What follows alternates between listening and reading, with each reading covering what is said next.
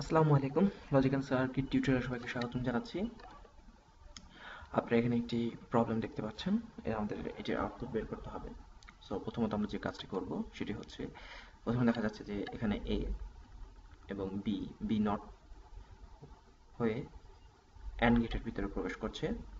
So এখানে তার output কী বেরাবে? A into B not. So সর্বোপরি আবার এখানে দেখা গেছে এখান থেকে একটি এ চলে এসেছে, এ চলে এসে এ নট এবং সি, তার মানে আমরা নিচে পাচ্ছি এ নট এবং সি। সো এটি যখন আবার অ্যান্ড গেটের প্রবেশ করছে সেটি এই ঘটনা দেখাচ্ছে, কিন্তু দেখলাম এই দুইটি আউটপুট, এটি একটি আউটপুট, এটি একটি আউটপুট, একটি অর গেটের ভিতরে প্রবেশ করেছে। যদি অর গেটের ভিতরে প্রবেশ করে তাহলে ঘটনা কি ঘটবে?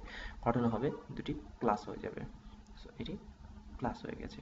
সো এই সার্কিটের সর্বোপরি আনসার হচ্ছে এটি। আশা করি আপনারা খুব সহজেই বুঝতে পেরেছেন যে সার্কিটের কিভাবে আউটপুট প্রদান করে। আল্লাহ হাফেজ। আর যদি কোনো সমস্যা থাকে তা অবশ্যই কমেন্ট করবেন, অবশ্যই সলভ করে দেওয়ার চেষ্টা করব।